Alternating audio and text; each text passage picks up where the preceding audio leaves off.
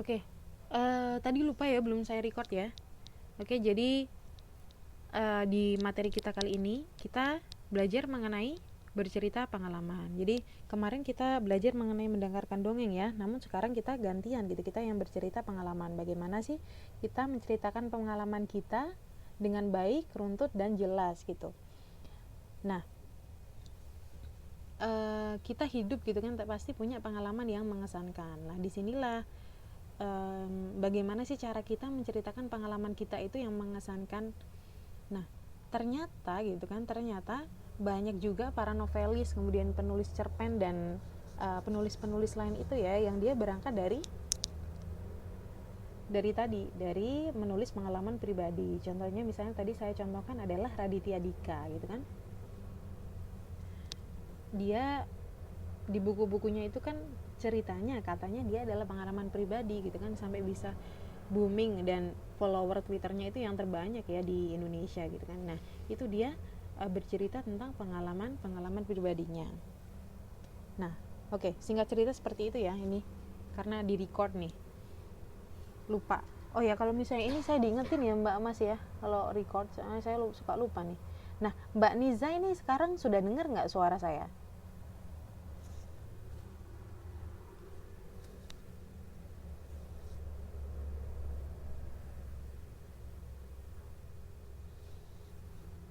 Halo? Dengar ya semuanya ya?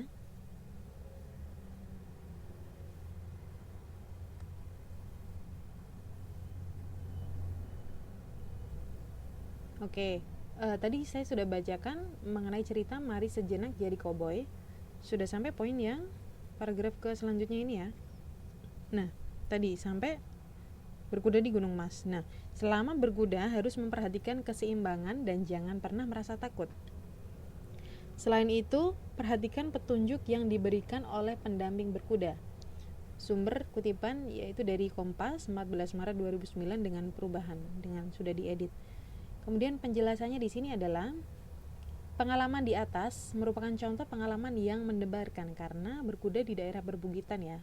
Oleh karena itu, saat Anda membaca cerita seolah-olah Anda sendiri yang menunggang kuda tersebut. Apa iya?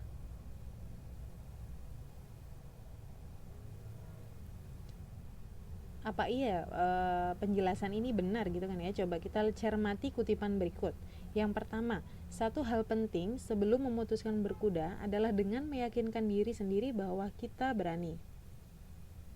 Kemudian yang kedua, selama berkuda harus memperhatikan keseimbangan badan dan jangan pernah merasa takut. Jadi seolah-olah gitu kan ya, ketika kita membaca dua statement ini, dua kalimat ini, seolah-olah kita sendiri merasa ini, kita membayangkan gitu, kata-kata ini kita bayangkan dengan menunggang kuda. Iya nggak sih? Ada yang merasa kayak gitu nggak ketika baca teks ini? Satu hal penting sebelum memutuskan berkuda adalah dengan meyakinkan diri sendiri bahwa kita berani. Ketika membaca teks ini ada nggak yang membayangkan gitu kan ya dengan kita berkuda? Kemudian yang kedua, selama berkuda harus memperhatikan keseimbangan badan dan jangan pernah merasa takut.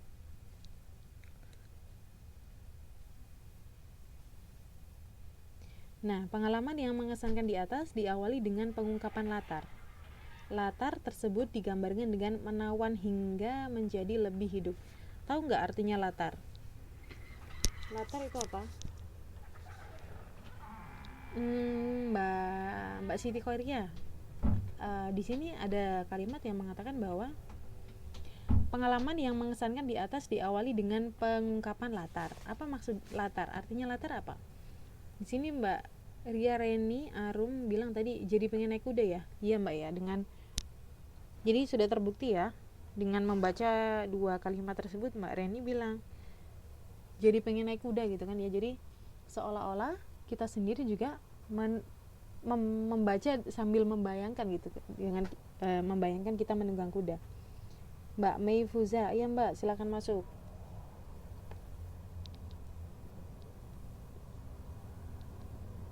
Tadi saya tanya mengenai latar, Mas Dharma bilang permukaan atau halaman. Nah, arti dari latar di sini adalah tempat, setting ya, tempat gitu, tempat di mana kejadian itu terjadi, kejadian dalam cerita itu terjadi. Kalau latar depan rumah, latar. Kalau orang Jawa kan ada ya istilah latar ya. Latar itu kan di depan rumah itu latar. Lah dimaksud latar itu di sini adalah setting. Nah, itu tempat di mana cerita tersebut berlangsung. Terjadi gitu, cerita di dalam teks ini berlangsung. Oke, lanjut. Latar sebut saja latar itu kata lainnya itu tempat gitu, tempat ya. Kalau Mbak Ria ini bilang latar belakang ya Bu, beda di sini maksud dari latar dengan latar belakang itu beda. Latar di sini adalah setting atau tempat. Jadi sinonim dari latar di kalimat ini adalah tempat. Oke, lanjut. Latar tersebut digambarkan dengan menawan sehingga menjadi lebih hidup. Jadi tempat tadi itu digambarkan dengan menawan sehingga menjadi lebih hidup. Teknik yang digunakan yaitu menggunakan perbandingan dan perumpamaan. Bandingkan dengan teknik pengungkapan di bawah ini. Yang pertama, satu hal penting sebelum memutuskan berkuda adalah percaya diri bahwa kita jangan takut.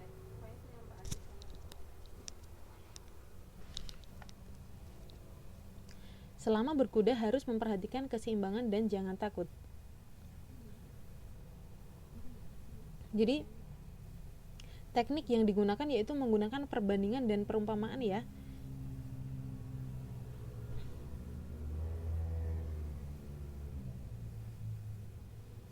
Jadi yang di atas tadi mengatakan bahwa misalnya contoh kalimat pertama nih.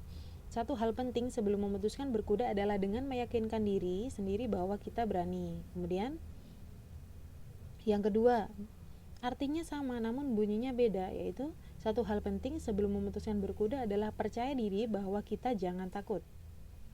Nah, meskipun kedua kutipan mengungkapkan hal yang sama, kutipan pertama tampak lebih hidup ya. Ya nggak ada yang ngerasa kayak gitu nggak? Bahwa kalimat pertama tadi ya, yang mengatakan bahwa satu hal penting sebelum memutuskan berkuda adalah dengan meyakinkan diri, maksudnya dengan meyakinkan diri sendiri bahwa kita berani. Kemudian yang kalimat kedua mengatakan bahwa satu hal penting sebelum memutuskan berkuda adalah percaya diri bahwa kita jangan takut. Jadi kalimat pertama ya, statement pertama itu terasa lebih hidup ya. Jadi pilihan kalimat pun ternyata mempengaruhi gitu kan ya, mempengaruhi dari cerita kita, hidup tidaknya cerita kita gitu kan. Oke, lanjut. Sedangkan kutipan kedua kurang memiliki daya tarik dan membosankan. Oleh karena itu, agar pengalaman dapat diceritakan lebih menarik, Anda dapat menggunakan beberapa sarana. Yang pertama, pilihlah kata-kata yang tepat. Kemudian yang kedua, gambarkan secara detail. Dan yang ketiga, jika perlu gunakan beberapa kalimat langsung. Kalimat langsung misalnya itu tadi ya, meyakinkan diri sendiri bahwa kalimat langsung, tandanya kalimat langsung apa? Ada yang tahu nggak tanda dari kalimat langsung?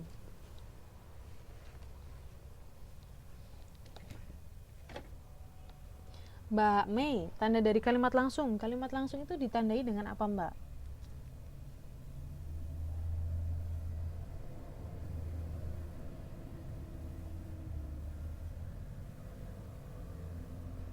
Atau Mbak Nuraini mungkin bisa menjawab. Oke, Mbak Siti Nuraini bisa menjawab ya, yaitu dengan tanda kutip. Jadi kalimat langsung itu ditandai dengan tanda kutip ya. Oke. Jadi tadi ya, untuk membuat cerita kita menjadi lebih menarik, ada 3 hal gitu kan ya, sarana yang dapat kita gunakan. Yaitu yang pertama tadi ya, kita memilih kata-kata yang tepat. Kemudian yang kedua, kita gambarkan kejadian itu secara detail.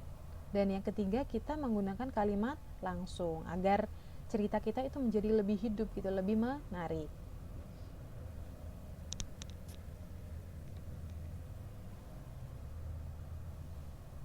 Oke, tentang poin A saya rasa sudah cukup jelas ya Mbak-mbak ya. Ada pertanyaan tentang penjelasan saya mengenai bercerita pengalaman di poin A?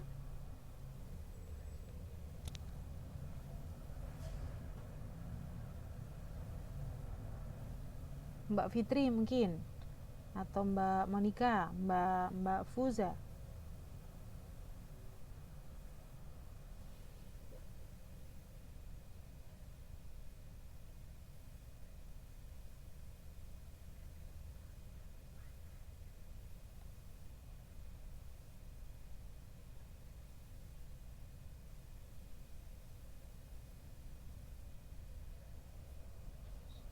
Jelas ya semuanya ya?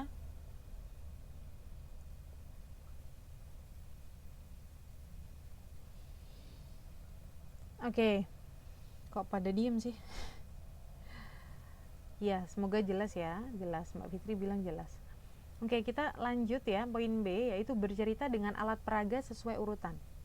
Suara, lafal, intonasi, gestur, dan mimik yang baik.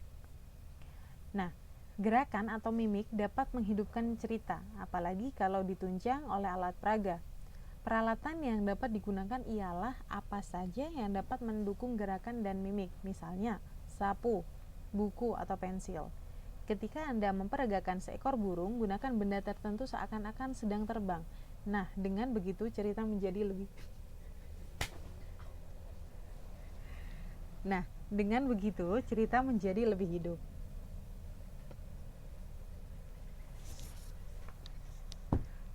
Ada yang gemar cerita nggak di sini? Ada yang suka nggak cerita?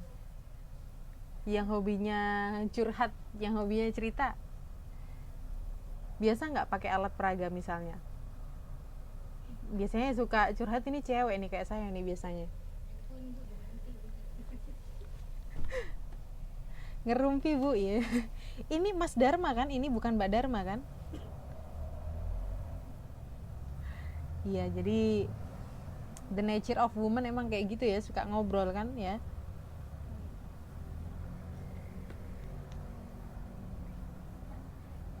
Nah, oke, kita tadi sudah belajar mengenai bagaimana sih caranya agar cerita kita itu bisa menjadi lebih hidup gitu. Kemudian ternyata ada gitu cara lain ya, yaitu kita dengan menggunakan alat peraga gitu. Misalnya kalau lagi pada curhat apa nih biasanya alat peraganya yang paling sering? Kalau teman kamar saya nih, roommate saya kalau cerita nih sukanya kalau curhat dia pakai HP nih. Apa namanya? Alat peraganya itu HP biasanya. HP, bantal gitu kan ya. Sambil dibukul-bukul gitu biasanya. Ada yang kayak gitu nggak?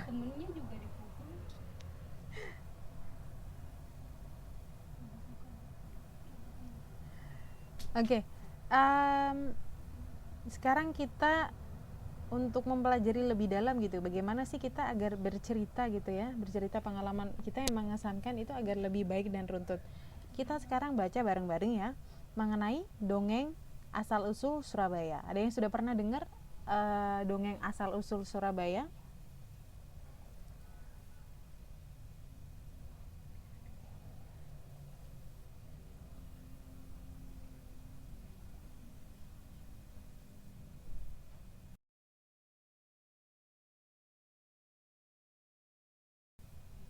Loh, yang tadi ada gempa di daerah mana? Saya di Taipei nih mbak, nggak ada gempa nih. Mbak Siti Nora ini ya yang ada gempa ya, Mbak Siti Nora ini. Mbak Nora ini di daerah mana? Loh, di Taipei juga ya mbak ya? Saya kok nggak ada gempa di sini, baik-baik aja mbak.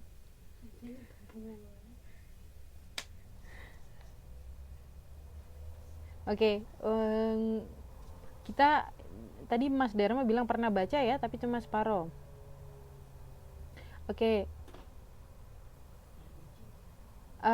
kita baca bareng-bareng ya. Saya pandu dari sini. Asal usul Surabaya. Dahulu, di lautan luas sering terjadi perkelahian antara ikan hiu sura dengan buaya. Mereka berkelahi hanya karena berebut mangsa. Keduanya sama-sama kuat, sama-sama tangkas, sama-sama cerdik, ganas, dan rakus. Sudah berkali-kali mereka berkelahi, belum pernah ada yang menang ataupun kalah. Akhirnya mereka mengadakan kesepakatan. Aku bosan terus-menerus berkelahi buaya, kata ikan sura. Nah ini adalah contoh dari kalimat langsung ya, ada tanda petiknya. Kemudian, aku juga sura, apa yang harus kita lakukan agar kita tidak lagi berkelahi? Tanya buaya. Ikan hiu sura yang sudah memiliki rencana untuk menghentikan perkelahiannya dengan buaya segera menerangkan.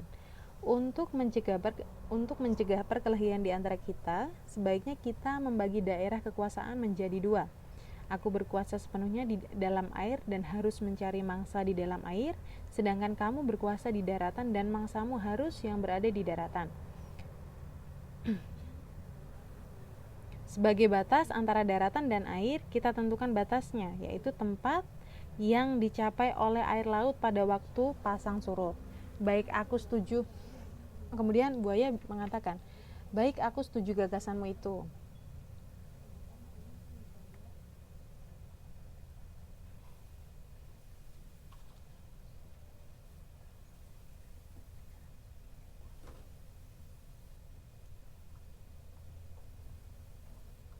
Dengan adanya pembagian wilayah kekuasaan, maka tidak ada perkelahian lagi antara ikan sura dan buaya. Keduanya telah sepakat untuk menghormati wilayah masing-masing. Tetapi pada suatu hari, ikan hiu sura mencari mangsa di sungai.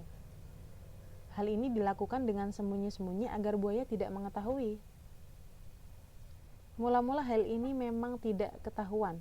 Pada suatu saat, buaya memergoki perbuatan ikan hiu sura ini. Tentu saja buaya sangat marah melihat ikan hiu sura melanggar janjinya. Hai sura, mengapa kamu melanggar peraturan yang telah kita sepakati berdua? Mengapa kamu berani memasuki sungai yang merupakan wilayah kekuasaanku? Tanya buaya. Tidak, aku kan tidak pernah bilang kalau di air hanya air laut.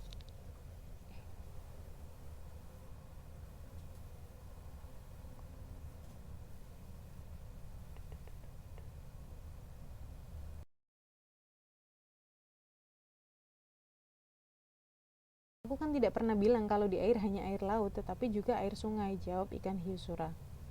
Kau sengaja mencari gara-gara, Sura. Kau sengaja mengakaliku. Aku tidak sebodoh yang kau kira, kata buaya mulai marah. Akhirnya pertarungan sengit antara ikan hiu sura dan buaya terjadi lagi. Pertarungan kali ini semakin seru dan dahsyat, saling menerjang dan menerkam, saling menggigit dan memukul. Dalam waktu sekejap, air di sekitarnya menjadi merah oleh darah yang keluar dari luka-luka keduanya. Mereka terus bertarung mati-matian tanpa istirahat sama sekali. Namun akhirnya ikan hiu sura kembali ke lautan. Buaya puas telah dapat mempertahankan daerahnya. Pertarungan antara ikan hiu yang bernama Sura dengan buaya ini sangat berkesan di hati masyarakat Surabaya. Oleh karena itu, nama Surabaya selalu dikait-kaitkan dengan peristiwa itu. Dari peristiwa inilah kemudian dibuat lambang kota Madya Surabaya, yaitu gambar ikan sura dan buaya. Namun, ada juga yang berpendapat Surabaya berasal dari kata sura dan baya. Sura berarti jaya dan selamat atau selamat ya. Baya berarti bahaya. Jadi Surabaya berarti selamat menghadapi bahaya. Bahaya yang dimaksud adalah serangan tentara Tartar yang hendak menghukum Raja Jawa. Seharusnya yang dihukum adalah Kartanegara. Karena Kartanegara sudah tewas terbunuh, maka Jaya Katuang yang diserbu oleh tentara Tartar. Setelah mengalahkan Jaya Katuang, orang-orang Tartar merampas harta benda dan puluhan gadis-gadis cantik untuk dibawa ke Tiongkok. Raden Wijaya tidak terima diperlakukan seperti ini. Dengan siasat yang jitu, Raden Wijaya menyerang tentara Tartar di pelabuhan Ujung Galuh, di pelabuhan Ujung Galuh hingga mereka menyingkir kembali ke Tiongkok. Selanjutnya, dari hari peristiwa kemenangan Raden Wijaya inilah ditetapkan sebagai hari jadi kota Surabaya. Surabaya sepertinya sudah ditakdirkan untuk terus bergolak ya. Tanggal 10 November 1945 misalnya adalah bukti jati diri warga Surabaya, yaitu berani menghadapi bahaya serangan Inggris dan Belanda. Di zaman sekarang, pertarungan memperebutkan wilayah air dan darat terus berlanjut. Di kala musim penghujan, tiba kadang kala banjir menguasai kota Surabaya ya. Di musim kemarau, kadangkala tempat-tempat genangan air menjadi daratan kering. Itulah Surabaya. Nah, tadi ya itu adalah cerita mengenai Surabaya. Oke, kira-kira apa yang bisa ditangkap dari cerita mengenai Surabaya tadi? Pesan apa yang bisa pesan yang mengesankan yang bisa ditangkap dari cerita asal-usul Surabaya tadi?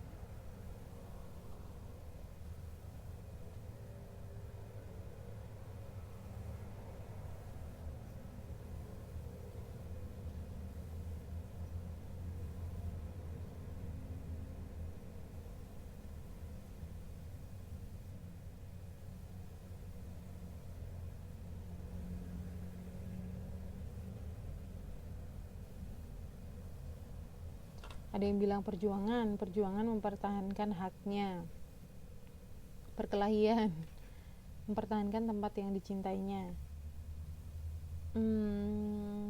Tadi ada cerita Surabaya, tadi diterangkan di sini ada dua ya, yaitu mengenai surah ikan hiu surah, kemudian boyo gitu kan, atau buaya gitu kan ya. Kemudian yang kedua kan ada tadi ya, cerita mengenai tadi ya Jaya Katuang tadi ya, sama siapa sih, saya kok lupa.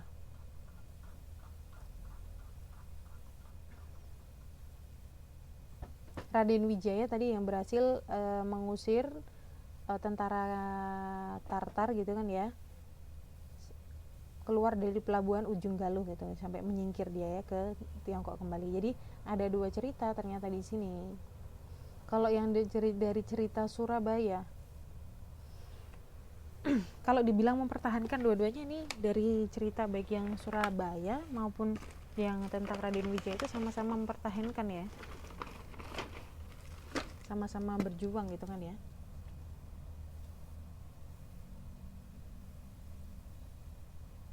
Ya intinya tadi ya, intinya perjuangan gitu. Kalau dibilang perjuangan, sama-sama cerita dari dua versi ini sama-sama perjuangan.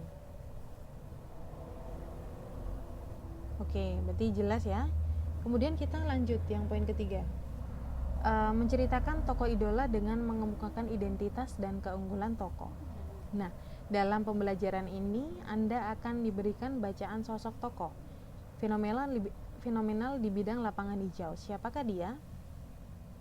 David Robert Joseph Beckham. Ternyata David Beckham itu nama panjangnya adalah David Robert Joseph Beckham, atau lebih dikenal dengan David Beckham. Setelah itu diceritakan identitas tokoh, keunggulan dan alasan-alasannya.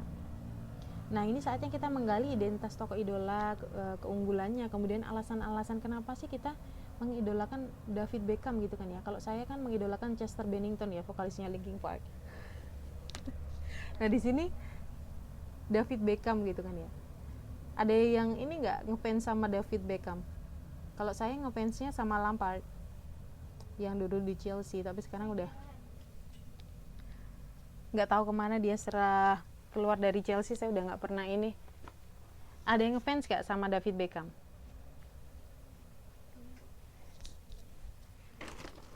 Nah, di sini kita belajar gitu kan ya, menggali identitas tokoh idola kita, kemudian keunggulannya apa dan alasan-alasannya kenapa sih kita mengidolakan tokoh tersebut gitu.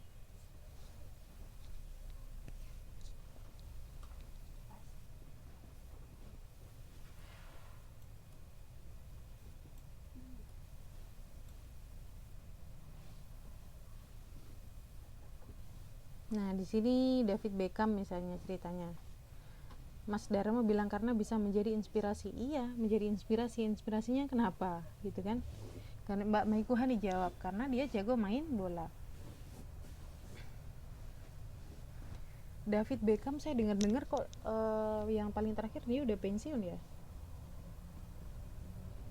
Oke, kita lanjut ya mengenai kita baca cerita mengenai mengenai Robert Joseph Beckham tadi ya, David Beckham ya. Oke, David Beckham dinobatkan menjadi pemain sepak bola terkaya di dunia dengan penghasilan 50 juta pound sterling atau sekitar 675 miliar. Ada yang tahu nggak pound sterling itu mata uang mana? Pound sterling mata uang mana? Ada yang tahu nggak?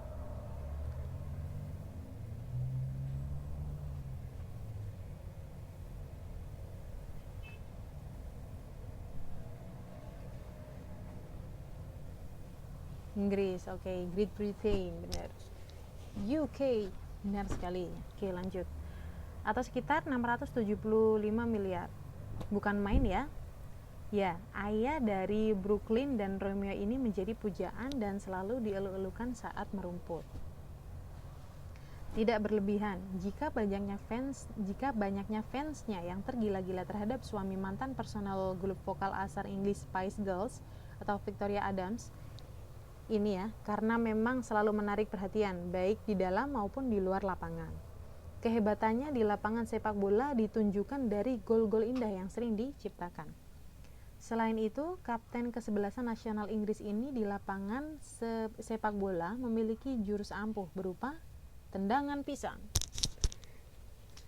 Jadi ingat Tsubasa. Tsubasa jurusnya tendangan apa waktu itu?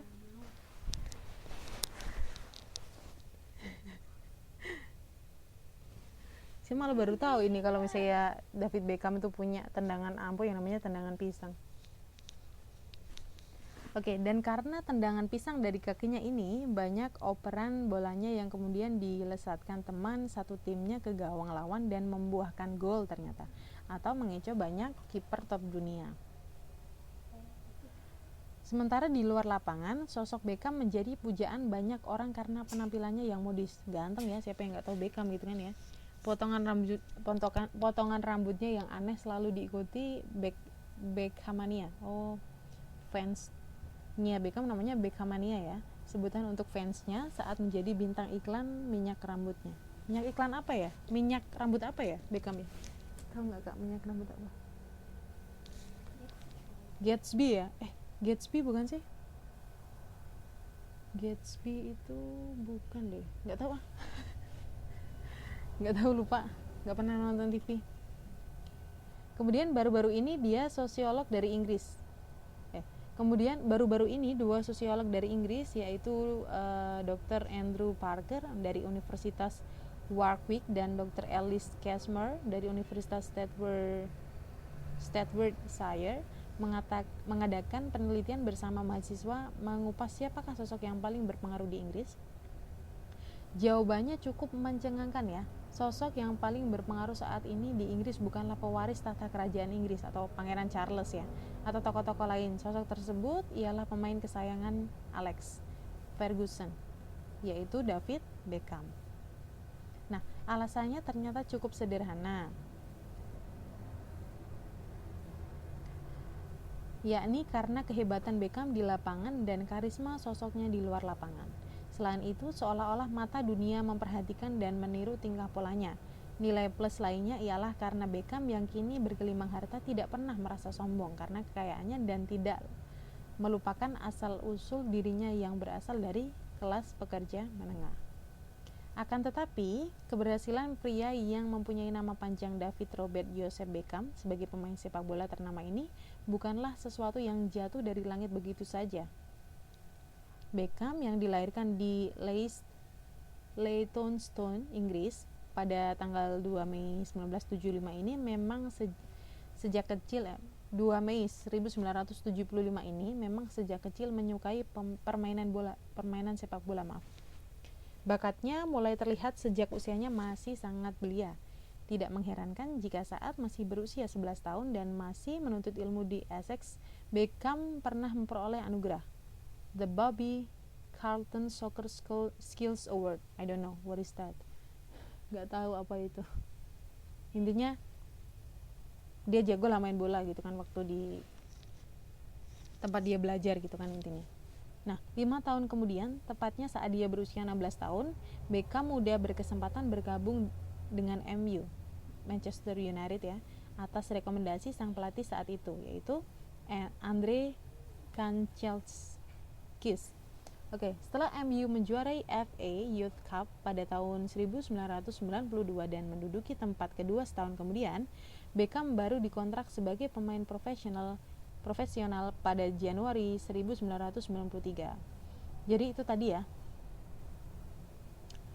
cerita mengenai David Beckham. Jadi Beckham itu siapa, kemudian apa sih dia itu sosoknya seperti apa gitu, kenapa diidolakan gitu kan, alasan-alasannya apa. Dari cerita tadi sudah cukup nggak? Misalnya kita diminta untuk menjawab 3 pertanyaan ini, misalnya identitas mengenai Beckham, kemudian keunggulannya apa, dan alasan-alasannya kenapa sih banyak orang yang mengidolakan Beckham gitu kan. Dari cerita mengenai Beckham tadi, kira-kira sudah bisa nggak, kita bisa nggak menjawab 3 pertanyaan tadi?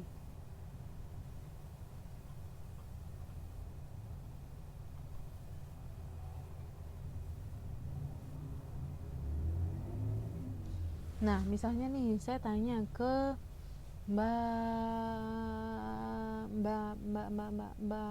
Mayfuza misalnya. David Beckham itu siapa Mbak misal?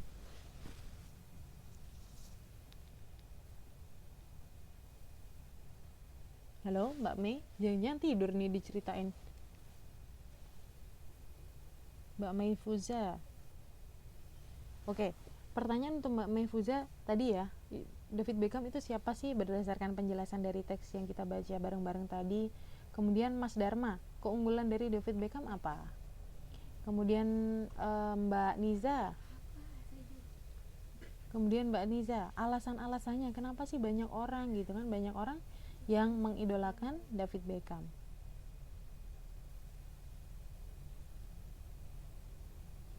Oke, ada yang jawab jelas ya kalau David Beckham adalah pemain bola profesional. Singkat saja kita jawab siapa sih David Beckham gitu kan. David Beckham adalah pemain bola profesional yang berasal dari Great Britain. Kemudian keunggulannya apa? Keunggulannya tadi ya, dia adalah pemain yang baik gitu kan, yang bagus, punya tendangan yang namanya tadi apa? Tendangan pisang tadi. Tendangan pisang, oke, benar sekali. Kemudian alasannya kenapa sih kok banyak orang yang mengidolakan gitu kan, selain dia itu cakep, ganteng gitu, penampilannya keren, ternyata dia tuh orangnya tuh down to earth gitu, dia nggak sombong gitu, nggak arogan, padahal dia kaya gitu kan. Jadi dari segi appearance, dari segi penampilannya dia bagus, kemudian orang menilai juga dari kepribadiannya pun juga bagus. Singkat kata seperti itu ya mengenai David Beckham.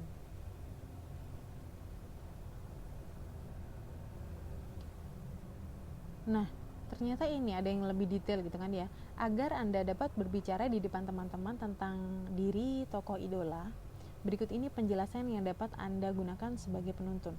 Jadi di sini kan ceritanya itu, materi kita adalah mengungkapkan atau menceritakan pengalaman. Nah, bagaimana sih ketika kita ingin menceritakan pengalaman atau bercerita gitu kan ya pada teman-teman kita di depan kelas dengan baik dan runtut gitu kan ya. Misalnya contoh mengenai cerita David Beckham tadi. Di sini ada panduannya. Yang pertama, identitas tokoh. Nah, siapa sih nama lengkapnya, kemudian nama panggilannya, tempat dan tanggal lahir dan lain-lain. Kemudian yang kedua, model rambut, warna kulit, status, kekhasan atau kekhususan penampilan. Kemudian yang kedua, poin kedua nih, keunggulannya. Apa sih prestasinya atau keberhasilan yang telah diraih? Kemudian apa sih keistimewaan atau sepak terjang di bidang yang digeluti gitu kan ya. Dan yang terakhir adalah alasan untuk mengidolakan, alasan-alasan yang bersifat pribadi berdasarkan sisi-sisi yang disukai.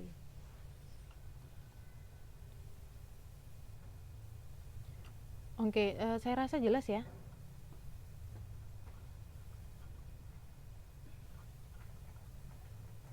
Mengenai menceritakan sosok atau seseorang yang kita idolakan. Pasti bisa ya kalau misalnya kita menceritakan orang yang kita suka, kita cintai ya. Gampangnya kayak gitu, yang orang galau-galau biasanya yang kita cintai ya, kata-katanya, bukan yang kita idolakan tapi kita cintai. Itu lebih gampang ya, lebih gampang mengingatnya gitu kan, nama, model rambut, apalah segala macam yang kita idolakan itu dia lebih gampang ya kita cerita. Sampai detail-detailnya kayak gimana kita kan gampang ceritanya kalau misalnya kita mengidolakan orang gitu kan. Nah, tadi panduannya adalah ada ternyata panduannya dari mana dulu ketika kita ingin menceritakan sosok yang kita idolakan. Oke, tadi kita belajar yang pertama adalah kita sudah belajar mengenai bercerita pengalaman itu caranya gimana gitu agar lebih hidup. Kemudian kita juga dikasih tahu kalau misalnya menggunakan alat peraga. Kemudian yang ketiga, kita juga belajar mengenai bagaimana sih kita menceritakan tokoh idola kita. Dan selanjutnya kita di sini belajar yaitu menceritakan kembali cerita anak yang telah dibaca, yang telah kita baca. Nah, hal-hal menarik dalam suatu cerita dapat bermanfaat dalam meningkatkan apresiasi, bahkan proses kreatif. Dalam pelajaran ini, Anda berlatih yang pertama membaca dalam hati dan kedua menceritakan kembali cerita anak-anak yang telah dibaca.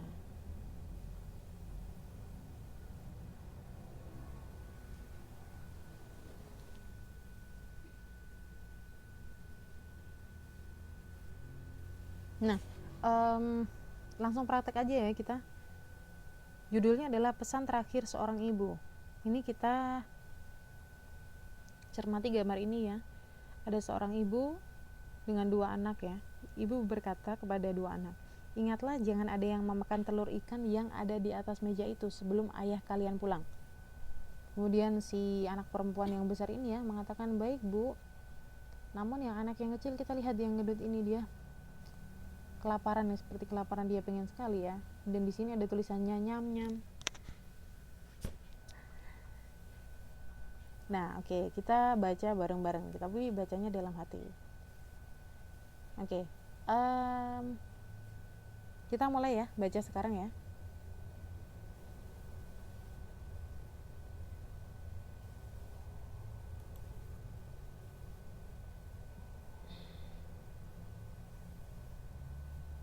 Oke, kita mulai.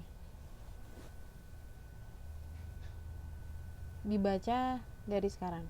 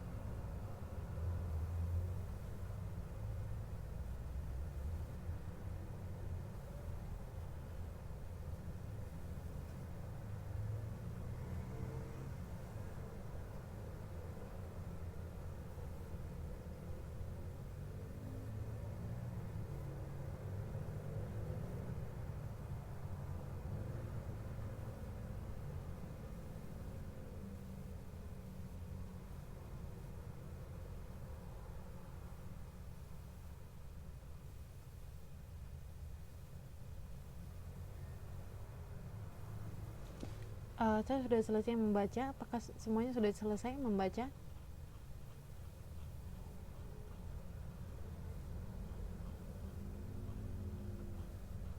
Jadi kita cerita mengenai pesan terakhir seorang ibu. Ini hampir mirip ya. Hampir mirip-mirip seperti cerita Danau Toba. Cuma yang mana seorang ibu memberikan pesan kepada anaknya gitu kan ya, jangan dilakukan namun dilanggar gitu oleh anaknya. Nah ini ternyata ada yang belum selesai membaca nih Mbak Siti Khoria. Oke, saya kasih waktu 3 menit ya.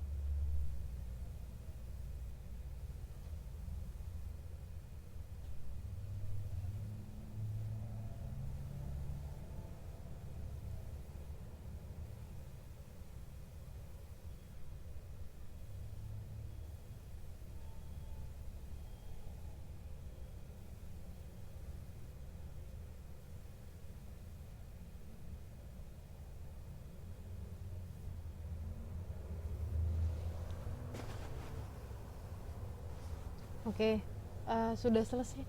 Mbak Siti Khoria udah selesai. Kemudian Mbak Ria Reni sudah selesai kah? Mbak Mei, Mbak Islamia, Mas Dharma, Mbak Fitri, Mbak Mefruza, Mbak Nuraini, Mbak Monika sudah selesai? Belum ya? Ada yang belum ternyata.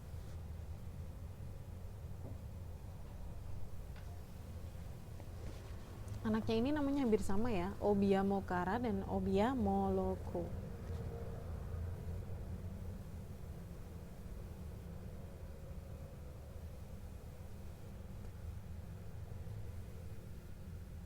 Oke.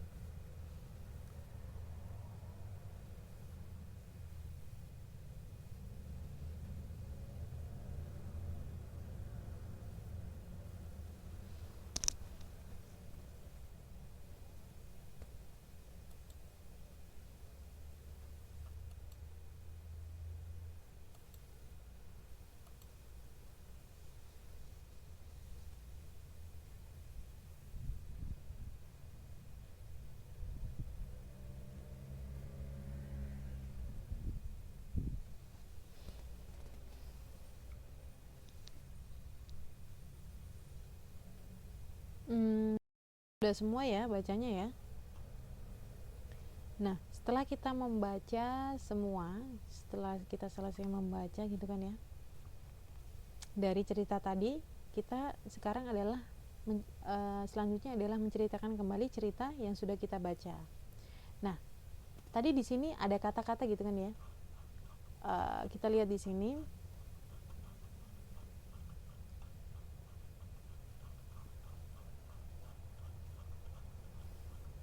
Di penjelasan adalah ada kata seperti ini.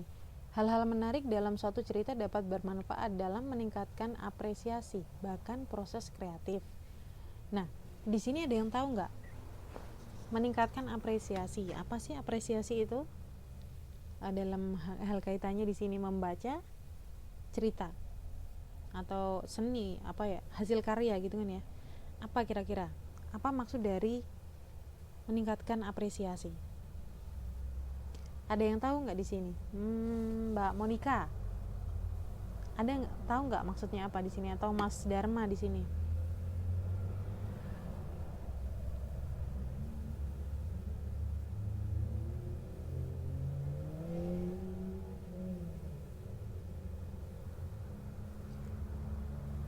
Mbak Mas Dharma bilang artinya nilai seni, kemudian dan nilai seni dan budaya.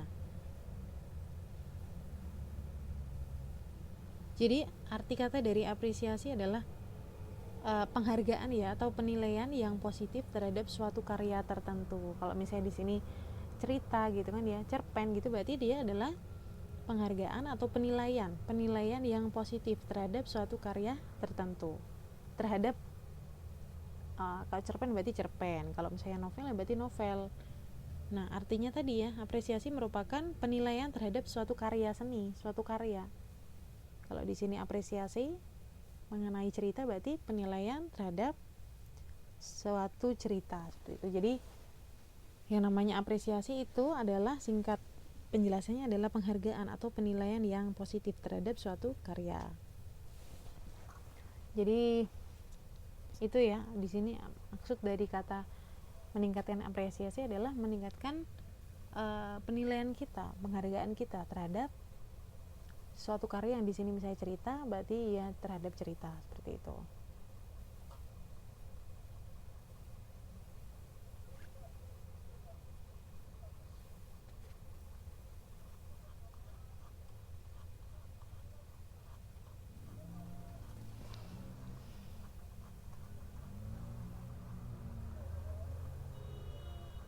Nah,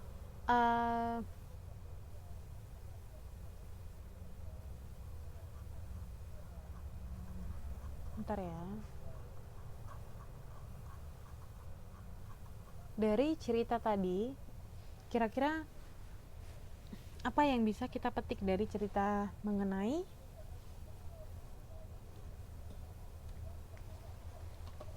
pesan terakhir seorang ibu tadi? Kira-kira apa pesan yang bisa kita ambil dari cerita tersebut?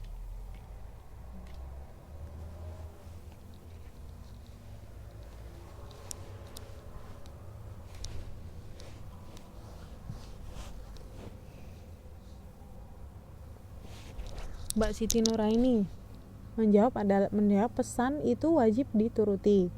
Kemudian Mas Dharma ya, jangan dimakan telur ikan sebelum ayah pulang. Ya tadi ya, kalau misalnya telur ikan itu kan ceritanya gitu kan ya. Nah, apa sih isi yang terkandung di cerita itu utamanya gitu kan? Pesan utama yang terkandung dalam cerita tadi, cerita mengenai pesan terakhir seorang ibu adalah kita ketika diberi kepercayaan itu harus amanat. Jadi kita harus amanah gitu kan ya. Ketika sudah dipercaya oleh siapapun gitu, kalau di sini ceritanya seorang ibu kita harus amanah gitu sama siapapun. Ketika kita dititipin sesuatu kita harus amanah gitu, karena bisa saja iya kalau misalnya akibatnya itu kecil lah, kalau misalnya kayak gini ibunya langsung tidak bisa balik lagi gitu kan ya. Jadi intinya itu mengenai sikap amanah gitu, kayak gitu.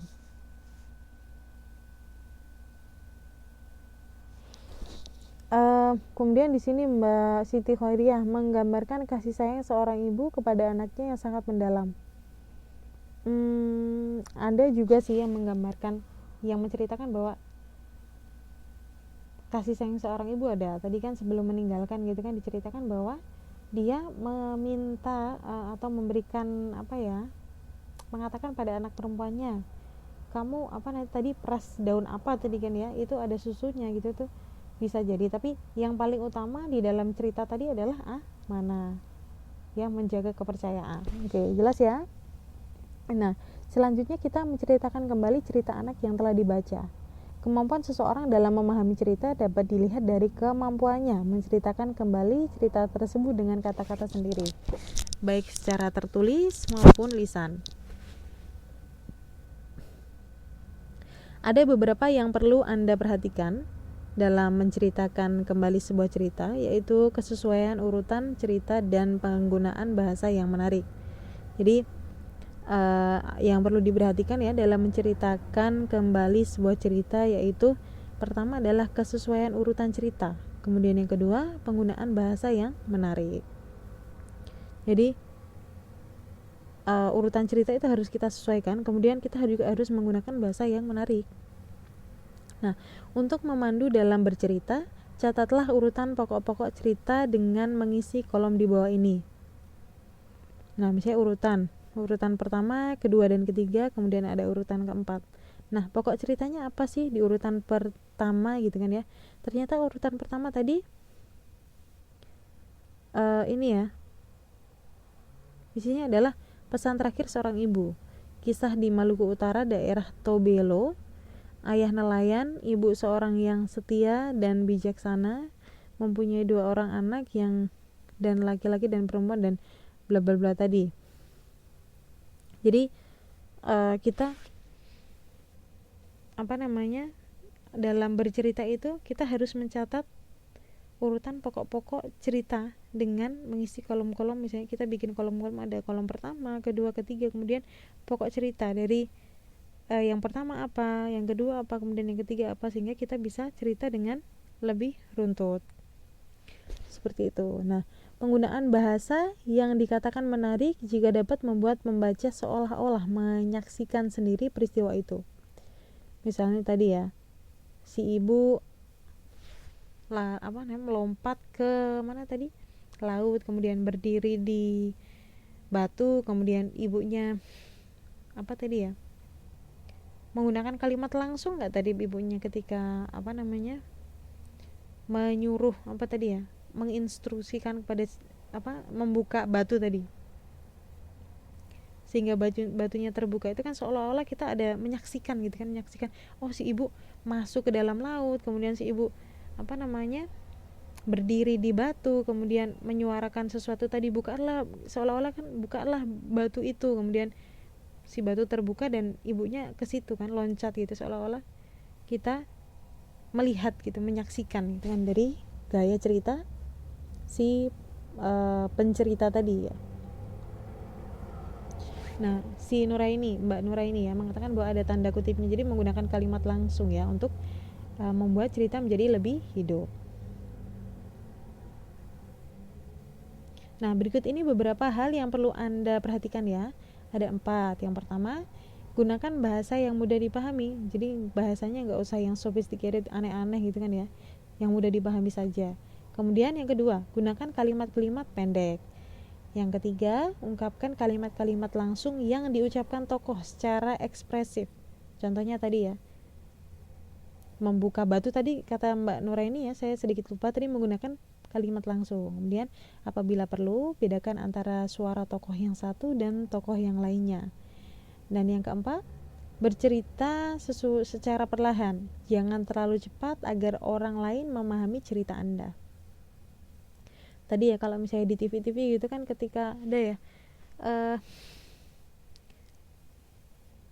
acara anak-anak itu yang pakai boneka di tangan gitu, kemudian ketika dia memainkan yang tangan kanan suaranya beda, kemudian yang tangan kiri suaranya beda, itu ketika orang yang mendengar itu akan lebih memahami, akan lebih paham, lebih mengena ceritanya, tadi ceritanya seperti ini. Beda lagi kalau misalnya kita menggunakan kalimat langsung dan suaranya sama. Ketika kita menirukan seorang ayah yang masih muda, gagah perkasa gitu kan, suaranya gagah, kemudian seorang kakek-kakek yang sudah tua renta, kita masih menggunakan suara yang gagah, itu kan lucu. Jadi ketika kita bercerita gitu kan ya, agar membuat orang lain lebih paham, kita juga harus memperhatikan itu tadi, tiruan suara untuk tokoh yang kita tirukan. Saya kira itu semuanya paham ya, tidak usah saya jelaskan gitu kan ya kalau masalah yang ini. Oke, kita lanjut yang mengomentari dan mengaitkan realitas kehidupan anak yang terrefleksi dari buku cerita yang dibaca. Jadi selanjutnya adalah materi kita adalah mengomentari, kita memberikan pendapat kita yang mengaitkan realitas atau kenyataan kehidupan anak yang terrefleksi. Refleksi adalah tergambar dari buku cerita yang dibaca. Nah, dalam membaca sebuah cerita, pembaca yang baik harus mampu memahami isi dan unsur-unsur pembangun cerita. Nah, unsur pembangun cerita sama dengan unsur karya sastra yang lain, yaitu terdiri dari unsur dari dalam atau intrinsik dan unsur dari luar atau ekstrinsik. Nah, dalam pelajaran ini Anda akan berlatih memahami dan mengomentari buku cerita yang dibaca dengan satu, menganalisis tema, kemudian latar, perwatakan, dan nilai dalam buku cerita. Kemudian yang kedua, mengungkapkan pikiran dan imajinasi berkenaan dengan pelaku peristiwa dari cerita yang dibaca. Dan yang ketiga, mengaitkan isi buku cerita dan realitas kehidupan anak. Jadi ketika ini ya, dalam membaca sebuah cerita gitu kan ya, pembaca yang baik itu hendaknya mampu memahami isi dan unsur-unsur pembangun cerita. Nah, unsur pembangun cerita itu sama dengan karya sastra. Karya sastra pada umumnya itu ada dua unsur, yaitu unsur yang terdiri dari luar atau ekstrinsik dan unsur yang terdiri dari dalam atau intrinsik. Nah, sudah dijelaskan bahwa dalam mengomentari tadi ya, yang pertama kita dapat melakukannya dengan menganalisis tema, latar atau tempat tadi ya, kemudian watak dari tokohnya, dan juga nilai dalam buku cerita. Nilai-nilai yang terkandung tadi, apa sih nilai moralnya, kemudian pendidikan yang bisa dipetik dari cerita tersebut. Kemudian yang kedua, kita juga bisa mengungkapkan pikiran dan imajinasi berkenaan dengan pelaku peristiwa dalam cerita yang kita baca. Kemudian yang ketiga, kita dapat mengaitkan isi buku cerita dengan realitas atau kenyataan kehidupan anak.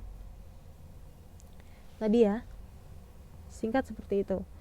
Nah, lanjut kita ke detailnya ya, mengenai menganalisis tema, latar, perwatakan, dan nilai buku cerita yang dibaca.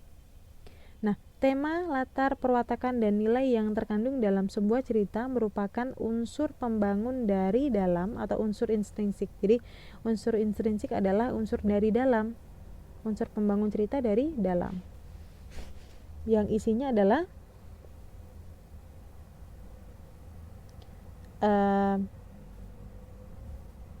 tadi ya, unsur pembangun dari dalam itu ada tema, kemudian latar, perwatakan, dan nilai-nilai yang terkandung dalam cerita. Nah, apa sih tema? Kita belajar apa sih artinya tema? Tema adalah pokok persoalan. Nah, dalam suatu cerita pasti terdapat pokok pikiran yang hendak diutarakan si pengarang. Tema merupakan pokok pikiran yang diyakini dan dijadikan suatu pendirian. Jadi, seperti cerita mengenai kisah apa tadi? Pesan terakhir dari seorang ibu itu kan mengenai kepercayaan, mengenai amanah. Jadi, tema di dalam cerita tersebut adalah mengenai kepercayaan, bagaimana kita menjaga kepercayaan dan amanah. Itu contohnya tema. Kemudian latar.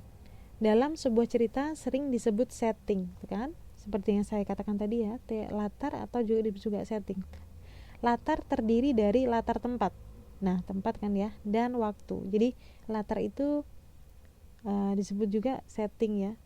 Kemudian dia terdiri dari dua, yaitu tempat dan waktu. Latar tempat menggambarkan tempat kejadian suatu cerita, kemudian latar waktu berarti kapan terjadi peristiwa itu. Seperti pada waktu siang, pagi, sore, malam, dan lain-lain ya. Latar waktu juga dapat berupa contoh misalnya tahun kejadian, bulan kejadian, hari, dan lain-lain. Nah, selanjutnya mengenai perwatakan. Nah, unsur intrinsik selanjutnya adalah mengenai perwatakan.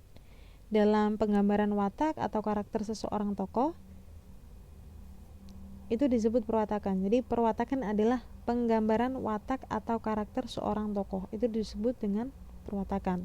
Nah, penggambaran watak tersebut dapat dilakukan 3 cara. Yang pertama, dengan menggunakan atau dengan mengungkapkan keadaan fisik tokoh, misalnya umur, kemudian jenis kelamin, ciri-ciri tubuh, kurus atau gemuk gitu kan ya, dan juga suka senyum atau melotot matanya atau bagaimana, itu kita mengungkapkan keadaan fisiknya. Kemudian dengan menggambarkan keadaan kejiwaan, meliputi misalnya watak, kemudian kegemaran, kemudian mentalnya seperti apa, kemudian kita menilai moralnya seperti apa, kemudian temperamental atau tidak, ambisius atau tidak, kemudian lebih dalam mengenai masalah psikologis yang dialami, dan juga emosi dan lain-lain. Itu tadi, itu dilihat dari sisi keadaan kejiwaan. Jadi yang pertama tadi dari ketika kita mau lihat watak gitu kan ya, kita mengungkapkan fisiknya dulu, kemudian kita menggambarkan keadaan kejiwaan, dan yang ketiga kita menggambarkan juga keadaan sosiologisnya, yaitu meliputi jabatannya itu apa, kerjaannya apa, kelas sosialnya itu di level yang mana, bawah, menengah, atau level atas gitu kan ya. Kemudian rasnya, agamanya apa, dan ideologinya apa. Jadi tadi ya, kalau watak ketika kita mau menggambarkan tokoh gitu kan ya dalam satu cerita, wataknya seperti apa itu bisa kita ungkapkan melalui fisiknya, kemudian keadaan kejiwaannya, dan juga melalui keadaan sosiologisnya. Nah, dari unsur intrinsik yang keempat kita bisa cari nilai yang terkandung atau amanat gitu kan ya. Amanat adalah pesan atau nasihat yang ingin disampaikan pengarang melalui cerita yang disuguhkan. Contohnya misalnya cerita anak pesan terakhir seorang ibu tadi ya. Kemudian ditentukan tema, latar, perwatakan, dan nilai dalam cerita anak tersebut. Ini contohnya. Unsur intrinsik ya, ketika kita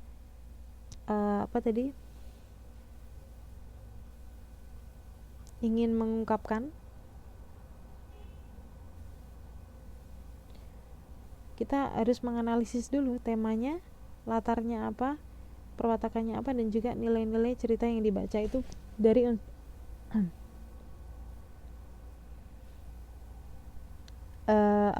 dari sudut pandang intrinsik, dari intrinsik atau unsur yang membangun dari dalam.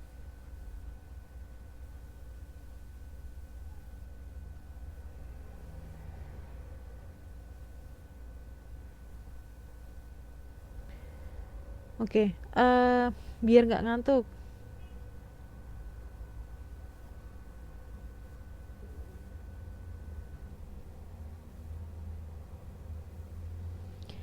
Mbak ada di sini kok pada ini ya, tinggal 7 orang nih. Mbak Monica, latar itu ada 2 Mbak, apa aja tadi?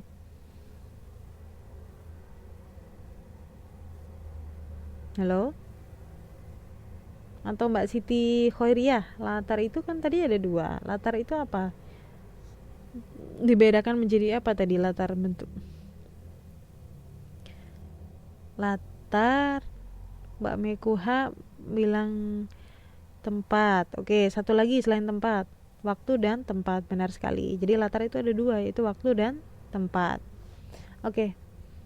Jadi tadi ya, ketika kita mengomentari suatu cerita, kita harus menganalisis beberapa unsur, yaitu unsur ekstrinsik dan unsur intrinsik. Lah, unsur intrinsik atau yang membangun dari dalam itu adalah contohnya tadi 4 tadi ya.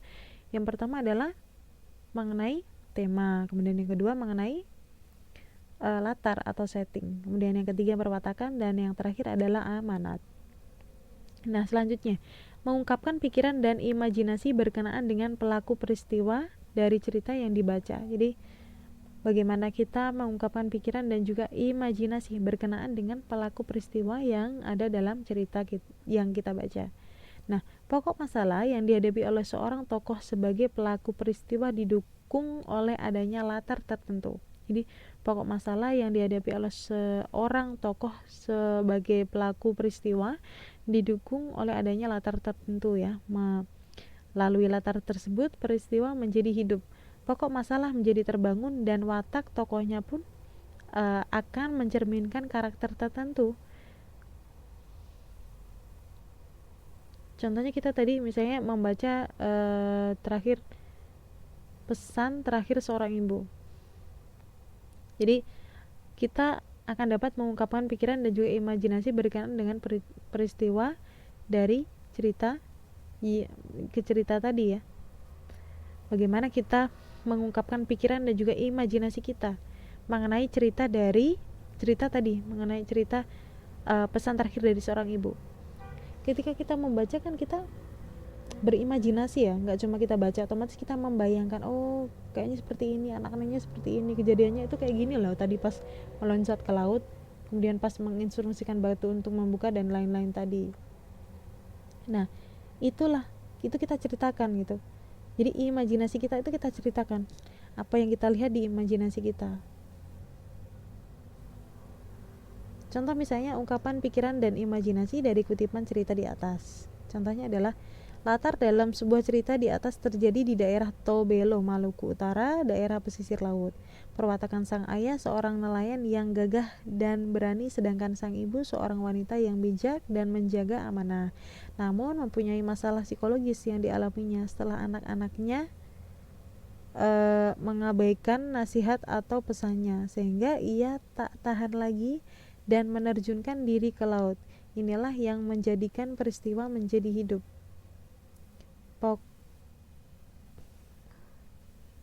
Pokok masalah menjadi terbangun dan watak tokohnya pun mencerminkan karakter tertentu. Jadi kalau pertama kita baca, kita asumsikan bahwa ibunya adalah seorang ikan ya. Tapi di sini ungkapan pikiran dan imajinasi dari kutipan contoh salah satu. Kalau kita tadi kan imajinasi kita adalah ibunya tadi itu nyemplung ke dalam laut dan kemudian dia membuka batu, kita asumsikan bahwa ibunya adalah seekor ikan seperti Danau Toba gitu kan ya. Namun di sini kita lihat bahwa ini di sini dikatakan bahwa ibu seorang wanita yang bijak dan menjaga amanah, namun mempunyai masalah psikologis yang dialaminya setelah anak-anaknya mengabaikan nasihat atau pesannya bla bla bla sehingga ia tak tahan lagi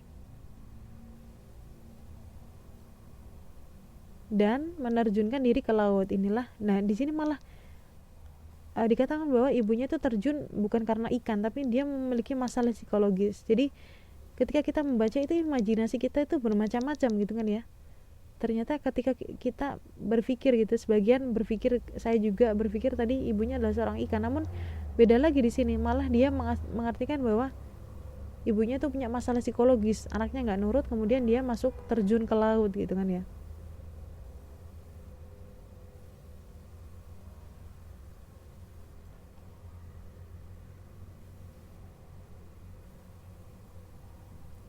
Nah,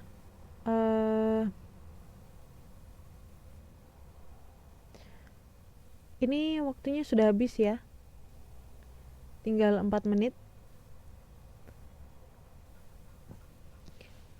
Mengenai, kita tadi sudah belajar mengenai bagaimana kita menceritakan pengalaman kita gitu kan ya, yang mengesankan. Nah, selanjutnya adalah di pertemuan selanjutnya kita ini ya, belajar, kita ini menceritakan pengalaman kita, tidak usah ditulis, tapi kita siapkan saja pengalaman apa sih mau kita ceritakan di kelas gitu. Nanti 1, 2, atau 3 orang yang mewakili dari kelompok KPB untuk bercerita pengalaman masing-masing. Oke? Jadi tidak usah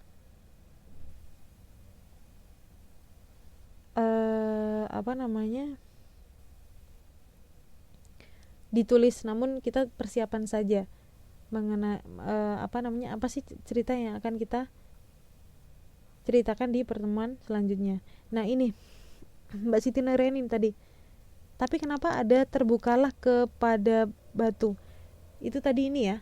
Kembali ke cerita mengenai pesan terakhir seorang ibu. Kemudian kalimat langsung itu kalau di ibu hanya berpengaruh psikologis, si penulis nggak tulis demikian. Nah itu tadi Mbak. Jadi kalau itu tadi imajinasi dari si penulis ini, si ini yang memberikan komentar itu tadi seperti itu. Nah, kalau kita mungkin lebih detail melihat dari terbukalah batu itu tadi. Jadi kita asumsikan bahwa itu ikan, ibunya itu ikan. Pokoknya makhluk selain manusia gitulah ya intinya. Namun ternyata ada asumsi lain gitu, dari ada imajinasi lain gitu. Jadi kita nggak bisa, kita no wonder ya, no offense gitu kan ya, ketika orang berimajinasi seperti ini ya nggak tahu ya, kita nggak bisa ini gitu. Ketika kita berargumen kenapa di situ ada batu terbuka gini, bisa saja ibunya bukan ikan tapi dia memiliki kekuatan bla bla bla bla gitu kan. Soalnya di situ tadi memang tidak dijelaskan lebih detail ibunya tuh apa sih sebenarnya, makhluk apa gitu kan. Namun kita berimajinasi, sebagian dari kita berimajinasi bahwa ibunya adalah ikan. Dan ada juga yang berimajinasi, ibunya itu mungkin loh ya, mungkin saja contoh ini imajinasi lain, ibunya adalah wataknya dia memiliki masalah psikologis gitu, anaknya nggak nurut kemudian nyemplung ke laut tadi kan ya. Nah ibunya bisa saja imajinasinya adalah ibunya punya masalah psikologis tapi dia punya kekuatan yang bisa membuka batu dan lain bla bla bla, bisa saja. Itu kan imajinasi seperti itu, Putri Duyung atau apalah, kita nggak tahu, imajinasi. Soalnya di situ tadi tidak tertulis jelas, tidak dijelaskan gitu. Nah makanya itu kita memiliki imajinasi yang beda-beda di situ. Itu possibility atau kemungkinan kita memiliki imajinasi yang berbeda-beda karena cerita yang tidak diungkapkan tadi, tidak tertulis tadi. Nah disitulah serunya kita, atau kenapa ada di sini dituliskan kita, bagaimana kita mengungkapkan imajinasi dari cerita yang sudah kita baca. Oke, tinggal 27 detik nih. Saya tutup aja ya Mbak ya, Mas ya. Kita ketemu di pertemuan selanjutnya. Oke, terima kasih untuk kehadirannya di pelajaran bahasa Indonesia kali ini. Marilah kita tutup pelajaran kita dengan bacaan basmalah. Bismillahirrahmanirrahim. Basmalah, alhamdulillahirabbil alamin. Sampai ketemu di pertemuan selanjutnya. Bye bye.